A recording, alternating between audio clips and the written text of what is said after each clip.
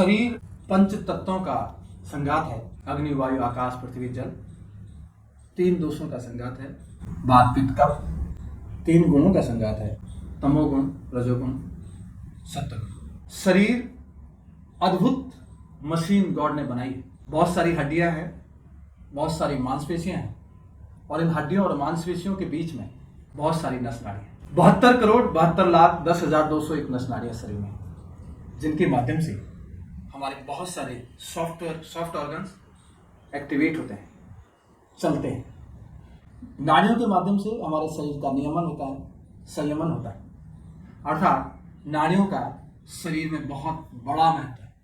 अगर नाड़ियां अशुद्ध हो जाती है, ईड़ा नाड़ी, पिंगला नाड़ी, सुषुम्ना नाड़ी, तीनों नाड़ियां जब अच्छा काम करती हैं, सही तरीके से काम करती हैं, तो हमारे शरीर में एक दिव्य ऊर्जा पैदा होती है, एक दिव्य शक्ति पैदा हो जाती है, और उस दिव्य शक्ति के माध्यम से हमें ज्यादा एनर्जी मिलने से हम ज्यादा काम कर पाते हैं।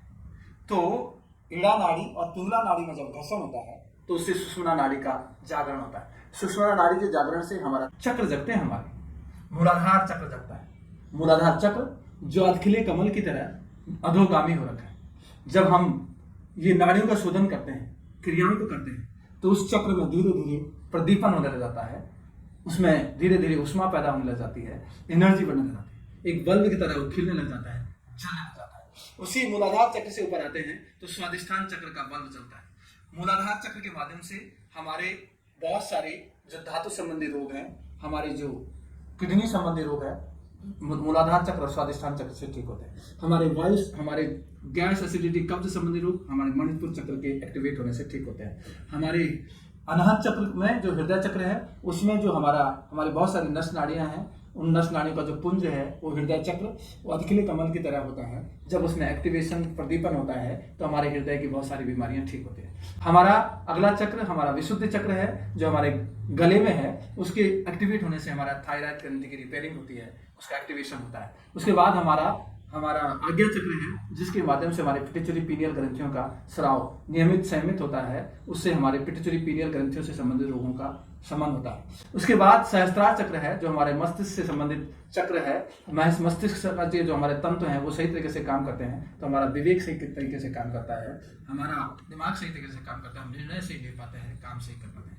अर्थात 72 करोड़ 72 लाख 10,201 नस नाड़ियों का नियमन संयमन करने के लिए योग में एक बहुत बड़ी विधा है, जिसको हम कहते हैं नाड़ी शोधन। नाड़ी शोधन के माध्यम से हम अपने नस नाड़ियों का शोधन करते हैं, और उसके माध्यम से हम अपने शरीर में एक दिव्य शक्ति का जागरण करते हैं, दिव्य शक्ति को पैदा करते हैं। अपने शरीर के बहुत सारे हिस्सों का हम बहुत अच्छे से हम उनका नियमन संयमन कर पाते हैं। तो आइए करते हैं नाड़ी शोधन। कैसे नाड़ी शोधन किया जाता है? दाएं अंगूठे को दाईं नाक पर रखा जाता है, बाईं नाक से सांस को लंबी गहरी सांस को खींचा जाता है, फिर मध्यमा से अनामिका से इस नाक दोनों बाईं नासिका को बंद कर दिया जाता है, अंगूठे से दाईं नासिका को बंद कर दिया जाता है। लंबा गहरा सांस जब तक रहता है उस सांस को खींच के रखा जाता है, चिन को चेस्ट से लगाया जाता है, और जब तक सांस चलती है, रुकती है हमारी, तब तक हम उस सांस को रोक रखते हैं, कानों से हवा निकालने की कोशिश करते हैं। तो ये नाड़ी शोधन है, इसके माध्यम से हमारे नाड़ियों का शोधन होता है। आइए करते हैं।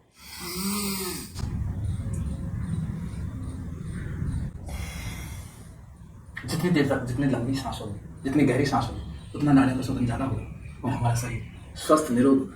यह है नाड़ी शोधन।